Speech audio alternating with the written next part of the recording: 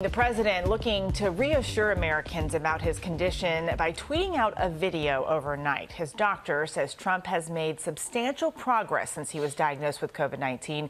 While he says the president is not out of the woods, he's cautiously optimistic. That coming after a day of contradictory statements. His doctor's comments not quite matching up with what the White House was saying about the president's health. And there are growing concerns about how the White House has handled testing and contact tracing. The president is now among at least 8 people who have tested positive after the White House event on September 26th to reveal the president's Supreme Court nominee. Among the people at that event who are now infected, former New Jersey Governor Chris Christie, who has checked himself into a hospital. Multiple sources telling ABC News that Friday night was, quote, scary, and they were concerned about the president.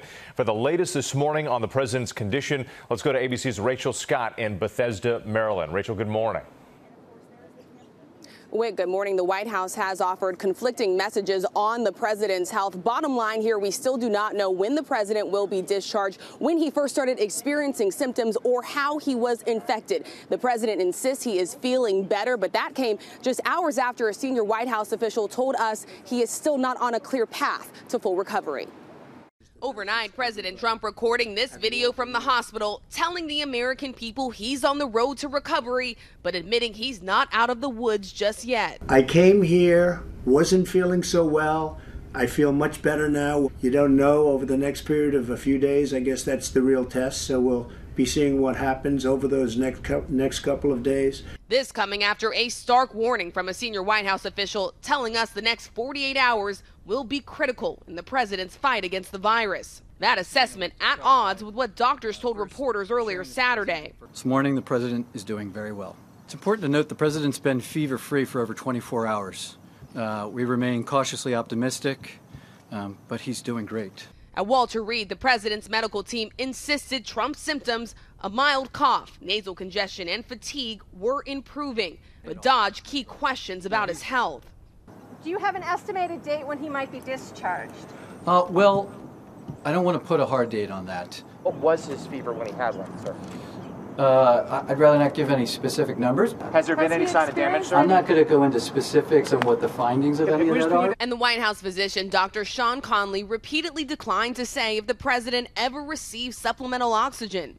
Has he ever been on supplemental oxygen? Right now, he is not on oxygen. I know you keep saying That's right now, but should we read into the fact that he had been previously? Yesterday and today, he was not on oxygen. Sources tell ABC News President Trump had trouble breathing on Friday and did receive supplemental oxygen at the White House before he was transferred to Walter Reed Medical Center. Yesterday morning, we were real concerned with that. You know, he had a fever and his blood oxygen level had dropped rapidly. The president's doctor said he finished his second dose of the experimental drug remdesivir Saturday evening. But this morning, it is still unclear when and how the president was infected. The White House's physician has already had to backtrack on the timing of the president's diagnosis. Just 72 hours into the diagnosis now, the first week of COVID. Conley saying he incorrectly suggested Trump tested positive Wednesday, not Thursday. And now a growing list of officials and advisors close to the president have contracted the virus. The latest, his personal assistant and body man, Nick Luna, seen here next to Hope Hicks without a mask, boarding Air Force One just one day before she tested positive.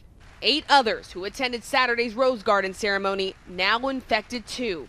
At a reception inside the White House that day, guests maskless and close together. And outside, sitting in the first 4 rows, the First Lady, Senator Mike Lee, Senator Tom Tillis, former advisor Kellyanne Conway, Reverend John Jenkins, and former New Jersey Governor Chris Christie. All have the virus. Christie, an ABC News contributor, spotted here hugging other attendees. Overnight, revealing due to a history of asthma, he checked himself into a hospital as a precautionary measure and is experiencing mild symptoms. Christie was also in the room for the president's debate prep. 5 of the 9 there have tested positive. Were folks wearing masks? Were you wearing a mask? No one was wearing masks in the room when we were prepping the president during that period of time. 3 senators have now tested positive for the virus. Senate Majority Leader Mitch McConnell said he will be canceling all Senate votes for the next 2 weeks, but he made it clear the Senate will be coming back for that confirmation hearing of the president's Supreme Court nominee, Judge Amy Coney Barrett. That is scheduled for October 12th. Democrats are slamming the move, calling it reckless and dangerous. Eva? Rachel Scott for us at Walter Reed. Thank you. Well, hey there, GMA fans. Robin Roberts here. Thanks for checking out our YouTube channel. Lots of great stuff here. So go on, click the subscribe button right over here to get more of awesome videos and content from GMA every day, anytime. We thank you for watching, and we'll see you in the morning on GMA.